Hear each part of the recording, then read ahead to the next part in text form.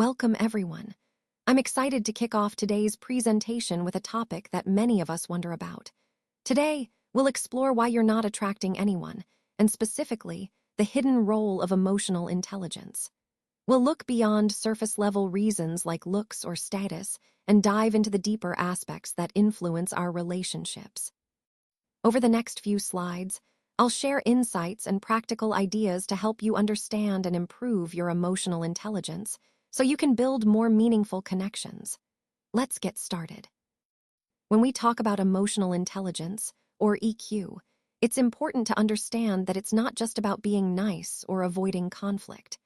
At its heart, EQ is about awareness of ourselves, of others, and of the emotional dynamics that influence every interaction we have. Let's start with self-awareness. This means understanding our own emotions, recognizing what we're feeling at any given moment, as well as being aware of our strengths and weaknesses. When we know ourselves well, we can respond more effectively rather than just reacting automatically. Next, there's social awareness. This is about perceiving and understanding the emotions of others. It involves paying attention to nonverbal cues, tone of voice, and other subtle signals that tell us how someone might be feeling. This skill helps us connect more meaningfully with others. Finally, relationship management is where all these elements come together. It's about navigating social situations skillfully, managing our own emotions in those moments, and building strong, trusting connections. When we develop these aspects of EQ, we improve our interactions and create a more positive environment around us. Remember, these components, self-awareness, social awareness, and relationship management, are interconnected and essential for mastering emotional intelligence, which ultimately enhances both our personal and professional lives. Let's talk about the silent sabotage that low emotional intelligence can cause in our relationships. When someone has low EQ, it often happens quietly, without us even realizing it. This can lead others to feel unsafe, unseen, or drained. And it's important to understand that this isn't usually intentional. It's not about wanting to hurt anyone. It's more about being unaware of how our behavior impacts those around us. This is where awareness becomes so crucial. Recognizing that our emotional intelligence isn't fixed, that it's something we can develop, is the first step toward meaningful growth. Remember, emotional intelligence is a set of skills that we can practice every day. On this slide, you'll see 7 signs of low emotional intelligence. And the good news is, if you recognize these signs in yourself, there are practical steps you can take to improve. Developing awareness around these behaviors is key to strengthening our connections and creating healthier, more supportive interactions. So, let's keep that in mind as we move forward in our journey toward emotional growth. Let's talk about sign 1, the need to always be right. At first glance, this might seem like confidence, but actually, it's more about a desire for control. People with low emotional intelligence often feel threatened when they're wrong. Instead of viewing disagreements as opportunities to learn, they see them as threats to their ego. This can lead them to twist facts, dismiss other perspectives, or double down to maintain a sense of superiority. So how can we improve? When you start feeling defensive, take a moment to pause and ask yourself, what am I protecting right now? Practicing honesty with yourself and admitting when you don't know something is a big step. Remember, real respect isn't about always being right. It's about being open to growth and different perspectives.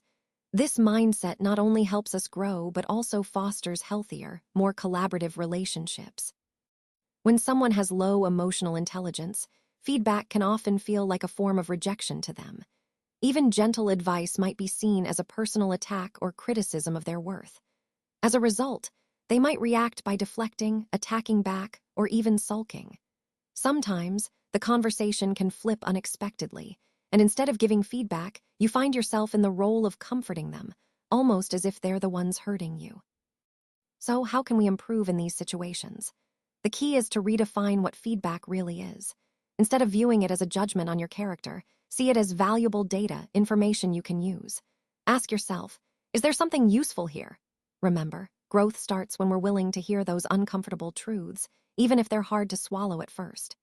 This shift in perspective can make a huge difference in how we handle and accept feedback, especially with those who struggle with low EQ. Let's talk about being emotionally reactive. First, impulsive reactions. Reactivity isn't the same as passion.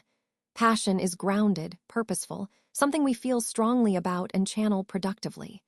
Reactivity, on the other hand, tends to be impulsive, unpredictable, and often destructive. It can lead us to say or do things we later regret. Next, lashing out. When someone has low emotional intelligence, they might lash out, withdraw, or make cruel remarks in the heat of the moment. These reactions come from a place of overwhelm or frustration, but they usually damage relationships instead of helping resolve issues. So what can we do? Practice the pause. When emotions surge, take a breath. Name the feeling, whether you feel defensive, embarrassed, or angry. Acknowledge it and then choose how to respond.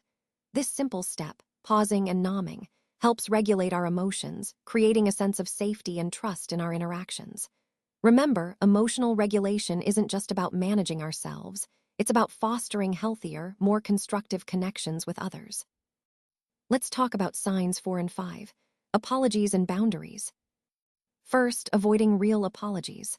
Sometimes low EQ individuals might say, "I'm sorry," but if you look closer, there's no real accountability behind it.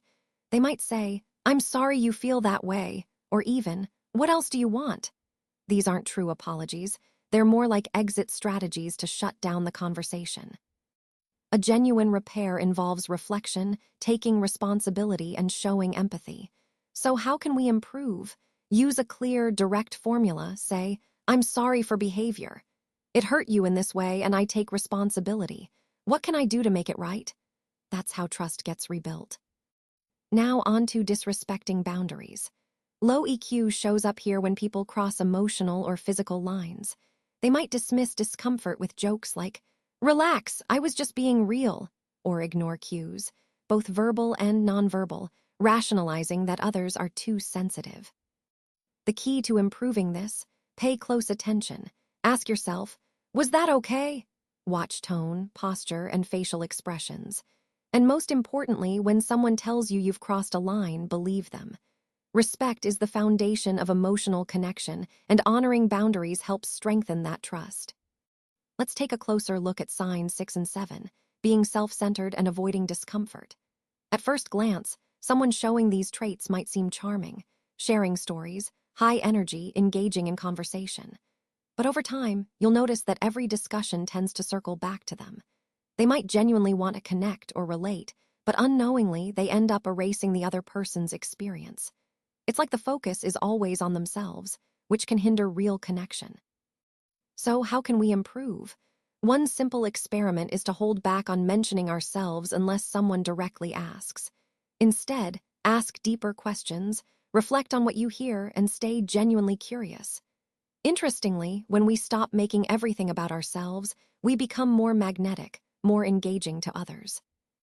Now let's talk about avoiding emotional discomfort, probably one of the most damaging patterns. This often shows up as a refusal to face difficult feelings. Instead of leaning into grief, guilt, or vulnerability, some distract themselves with work, food, screens, or humor. They might dismiss feelings with statements like, "It's in the past, no point bringing it up." But avoiding these emotions only creates distance from authentic connection. To improve here, we need to build our emotional muscles.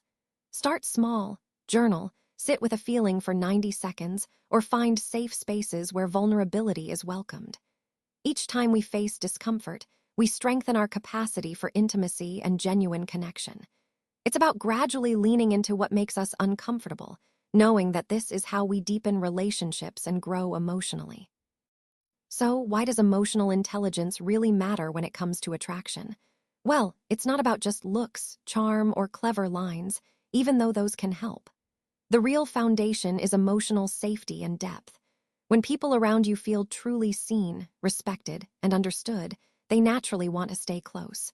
It's about creating that sense of genuine connection. When you foster emotional safety, you're building an environment where authentic relationships can grow and flourish. And that's what makes you truly magnetic, being someone others feel comfortable and valued with. This ties directly into the overall theme of the presentation: which is that genuine connection and emotional understanding are the real keys to attraction. Your journey to greater connection is a personal one, and it starts with awareness. If you see yourself in any of these patterns, maybe reacting too quickly, avoiding difficult conversations, or feeling disconnected, remember, there's no shame in that. Recognizing these patterns is actually a huge first step toward growth. Emotional intelligence isn't something you're born with. It's a set of skills that you can practice every day. The good news is, with consistent effort, you can improve how you relate to others and yourself. One key practice is learning to pause instead of reacting impulsively.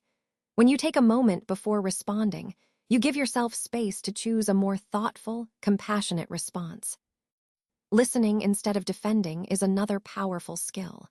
When we really listen, we show others they're valued, and we often learn more than if we're just waiting to speak. Connecting instead of avoiding, these are the habits that deepen relationships. When you make the conscious effort to connect, even in tough moments, you build trust and intimacy. By embracing this journey of emotional growth, not only do your relationships improve, but you also become someone who's truly worth keeping. So, stay committed to this process and watch how your connections transform into more meaningful, authentic bonds.